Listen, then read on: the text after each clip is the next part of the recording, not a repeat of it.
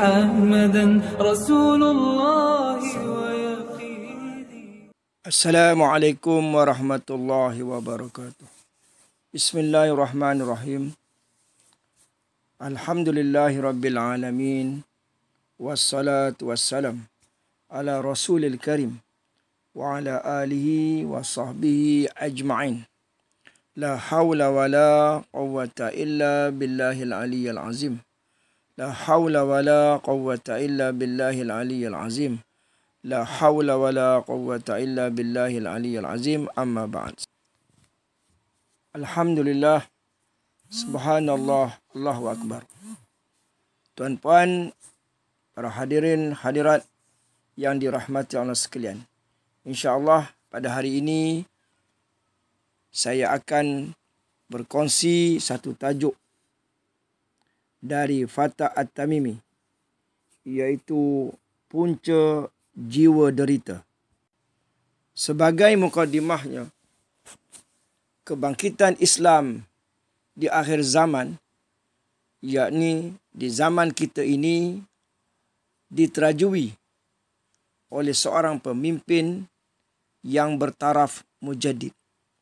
Artinya, kebangkitan Islam di akhir zaman ini bukan pemimpinnya daripada kalangan ustaz biasa, bukan daripada da'i biasa, bukan daripada kalangan ulama biasa, tetapi bertaraf mujaddid, iaitu pemimpin yang didatangkan setiap 100 tahun.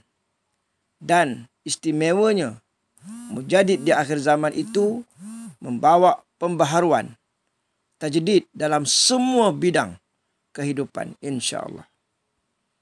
Bahkan mujaddid ia akan zahir, ia akan muncul sebelum kezahiran Imamul Mahdi. Di sini selalu saya tekankan bahawa sebelum kezahiran Imamul Mahdi, maka akan didatangkan terlebih dahulu, iaitu seorang pemimpin yang juga bertaraf mujaddid, iaitu Fatah At-Tamimi. Ini adalah fakta dan kita perlu ingat, kita perlu faham sebaik-baiknya. Jadi bila disebut bahawa pemimpin akhir zaman ini bertaraf mujaddid, artinya ia juga dibekalkan dengan ilmu, iaitu untuk menyelesaikan masalah sejagat. Bagaimana cara cepat, cara pantas dengan izin Allah untuk baiki diri, untuk menyelesaikan masalah keluarga, masalah jamaah, masalah masyarakat, masalah negara, bahkan dalam semua bidang kehidupan. Mujaddid ini bersamanya ada ilmu yang diistilahkan sebagai buah fikiran. Apa yang difahami oleh mujaddid ini daripada Al-Quran ataupun hadis Nabi sallallahu alaihi wasallam diungkapkan dengan kata-kata biasa. Kata-kata biasa dari lidahnya. Tetapi kerana ia dikeluarkan atau dizahirkan, disebut oleh seorang mujaddid, seorang yang bertakwa, yang sangat-sangat bertakwa, maka kalamnya, kata-katanya mengandungi hikmah, mempunyai ilmu yang menjadi sebab untuk menyelesaikan semua permasalahan manusia, insya-Allah. Jadi tajuk pada hari ini ialah Fatah At-Tamimi, membicarakan persoalan punca jiwa derita. Bismillahirrahmanirrahim. Bagaimana jiwa engkau tidak derita? Ketentuan Tuhan engkau tidak redha. Dengan ujian, kesabaran engkau tidak ada. Apa sahaja engkau buat, minta pujian manusia. Bukan semua manusia yang boleh memujimu. Jika tidak dipuji, sudah tentu jiwa derita. Jadi dalam ungkapan ini disebut bahawa jiwa kita ini, jiwa manusia ini, ada orang-orang yang tertentu jiwanya derita. Kenapa?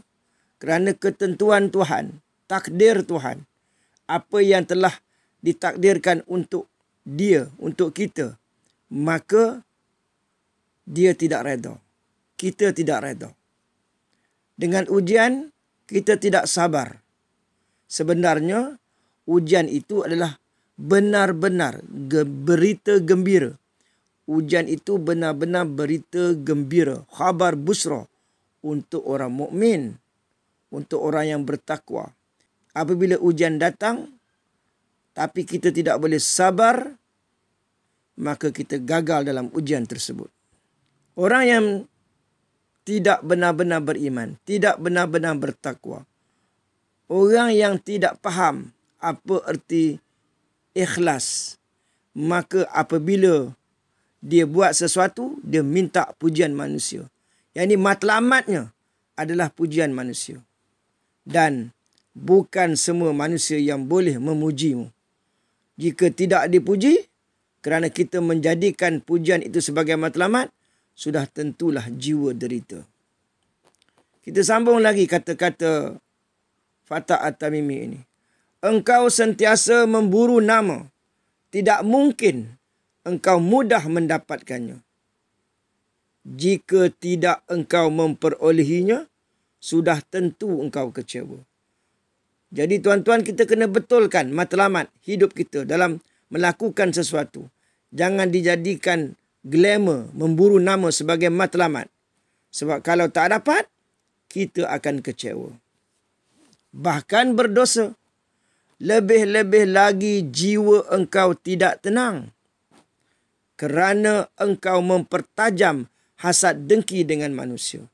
Tengok orang tu lebih, kita dengki, kita tak senang. Tengok orang tu lawa, kita tak senang. Tengok orang tu kaya, kita tak senang. Tengok orang tu pandai, kita tak senang. Tengok orang tu lebih berilmu, kita tak senang. Tengok orang tu lebih diminati, lebih disebut oleh orang ramai, kita tak senang. Tengok ceramah-ceramah dia lebih hebat, kita tak senang. Macam-macam lah. Tidak boleh engkau lihat orang lebih daripada engkau. Jiwa engkau menderita dan engkau dengki dengannya. Kalau dengki engkau itu tidak berjaya, maknanya apa yang kita hasad, kita cemburu akan nikmat yang diperoleh oleh orang lain. Kita buat sesuatu, tapi tidak berjaya, sudah tentu jiwa engkau lebih lagi derita. Kalau orang itu makin senang, engkau lebih-lebih lagi tidak tenang. Apa sahaja engkau usahakan, semuanya engkau sandarkan kepada diri engkau. Maknanya, apa sahaja amalan, usaha, ikhtiar, apa yang kita buatkan, apa yang kita lakukan, kita jangan sandar kepada diri kita. Sebab kita selama-lamanya tidak berkuasa. Tidak pernah berkuasa. Tidak pernah boleh berbuat kalau Allah tidak mengizinkan. Jadi bila kita bersandar kepada diri kita, di dalam kita mengerjakan sesuatu, mengusahakan sesuatu, itulah syirik namanya. Menyengutukan Allah. Allah Maha Berkuasa, kita juga konon-kononnya seolah-olahnya ada kuasa untuk berbuat. Tidak begitu sebenarnya. Semuanya engkau sandarkan kepada diri engkau. Bukan engkau sandarkan kepada Tuhan yang Maha Berkuasa. Mana engkau ada kuasa? Jika usaha engkau gagal, tentu engkau kecewa. Jiwa pun menderita. Berbalik kepada tadi, kita tidak ada kuasa. Dalam kita tidak ada kuasa tadi, kita rasa kita ada kuasa. Lalu kita melakukan sesuatu. Bila melakukan sesuatu, kita kecewa. Kita ingat usaha kita tu boleh berjaya. Rupa-rupanya gagal. Maka jiwa pun menderita. Sebab tak faham. Tak faham tauhid. Tak faham konsep ketuhanan. Dan kalau engkau berjaya, engkau sombong pula. Sebab bersandar pada diri. Sebab rasa usaha dan ikhtiar amalan tu kita yang melakukan daripada kita. Ini banyak sudut lah. Sama ada kerja duniawi ataupun ukhrawi. Sama ada kerja-kerja yang dikaitkan dunia ataupun amal ibadah, dalam sembahyang, dalam kita bersedekah, dalam kita mengerjakan haji, dalam kita berzakat, apa sahaja yang kita buat, bila kita berjaya, kita nak nama. Kita jadikan pujian sebagai matlamat. Bila berjaya, sombong. Sebab kita merasakan bahawa kejayaan itu dari kita. Lalu, kita merasa kita ini luar biasa. Kalau engkau berjaya, engkau sombong pula kerana engkau merasai engkau adalah luar biasa. Nampak tak? Bila kita berjaya sebab kita rasa usaha kita, hebatnya kita, ilmu kita, kecerdikan kita, kepandaian kita. Bila berjaya kita sombong. Kita rasa diri kita ni luar biasa. Tak boleh macam tu. Haram macam tu. Tak boleh. Jadi kalau kita berjaya, kita pulangkan balik kepada yang empunya hak yang sebenarnya, iaitu Allah Subhanahu Wa Taala. Sebab dia yang menjayakan kerja-kerja kita. Jadi yang menjayakan itu Allah Subhanahu Wa Taala. Saya ulangi. Jika usaha engkau gagal, tentu engkau kecewa. Jiwa pun menderita. Kalau engkau berjaya, engkau sombong pula. Kerana engkau merasai engkau adalah luar biasa. Bukan kuasa Tuhan yang menjayakan usaha-usaha engkau itu. Jadi pegangan hidup engkau itulah apa yang kita faham terhadap hidup ini, yang menjadi pegangan hidup kita. Itulah yang menjadikan engkau selalu sahaja menderita. Jadi tuan-tuan yang dirahmati Allah sekalian, kesimpulannya, bila kita menyebut jamaah kebenaran, ia sangat terkait dengan pelbagai hal. Ia terkait dengan peribadi kita, dengan amalan kita, dengan keikhlasan kita, terkait juga dengan ilmu, terkait dengan ilmu yang sepatutnya ada pada diri kita untuk kita menyelesaikan masalah, untuk kita sebarluaskan ilmu ini kepada orang lain. Sebab apa? Fatah At-Tamimi ini telah memberikan panduan ilmu, panduan buah fikiran untuk digunakan oleh kita menyelesaikan masalah. Jadi, rumusannya adalah, bila disebut jemaah kebenaran di akhir zaman, tidaklah semata-mata ianya terkait dengan peperangan. Ia terkait dengan ilmu yang zahir semata-mata. Tetapi jemaah kebenaran ini ciri-cirinya, ahli-ahli yang layak untuk bersama dengan Fatah At-Tamimi ataupun Imamul Mahdi, mestilah jiwanya, hatinya, rohnya sangat-sangat bersih sehingga mencapai darjat takwa yang sebenar-benarnya. Maka saya ulangi poin yang penting daripada buah fikiran Fatah At-Tamimi. Yang pertamanya, ketentuan Tuhan, kita kena redha.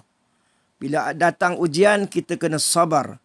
Kita tidak boleh menjadikan pujian manusia itu sebagai matlamat kita. Kita tidak boleh menjadikan glamour itu sebagai matlamat kita. Kita jangan hasad dengki dengan manusia sekalipun. Jangan berhasad dengki. Apabila manusia lain, apabila kawan kita orang lain mendapat nikmat yang melimpah ruah, kita harus tumpang gembira, tumpang seronok, suka dengan nikmat yang diperoleh oleh orang lain. Jangan hasad dengki. Dan apabila kita melakukan sesuatu, hendaklah kita berusaha dengan sebaik mungkin dan dalam masa yang sama kita bertawakal. Usaha dan tawakal tidak boleh berpisah. Dan semasa kita berusaha, jangan sandarkan kepada diri kita. Yang menentukan kejayaan bukan diri kita, bukan usaha kita. Tetapi yang menentukan kejayaan itu adalah yang empunya kuasa, iaitu Allah Subhanahu Wa Taala. Dan kita kena ingat lagi bahawa kita tidak pernah ada kuasa sampai bila-bila, selama-lamanya. Dan bila kita mengerjakan sesuatu dalam apa jua bidang lapangan pekerjaan kita, sama ada agama atau bersifat dunia, jangan sombong. Kerana kejayaan itu adalah anugerah dari Allah Subhanahu Wa Taala. Di antara tanda-tanda sombong apabila kita merasakan bahawa kita ini ada kelebihan, lebih baik lagi daripada orang lain. Dan apabila kita berjaya, kita rasa luar biasa. Orang lainnya semua kita anggap koman sepana belaka. Ini salah. Artinya sekiranya kita tidak dapat mengikut apa yang dipandu oleh Nabi SAW, maka itulah yang menyebabkan jiwa kita selalu sahaja menderita. Sekian. Wabillahi taufiq wal hidayah. Assalamualaikum warahmatullahi wabarakatuh.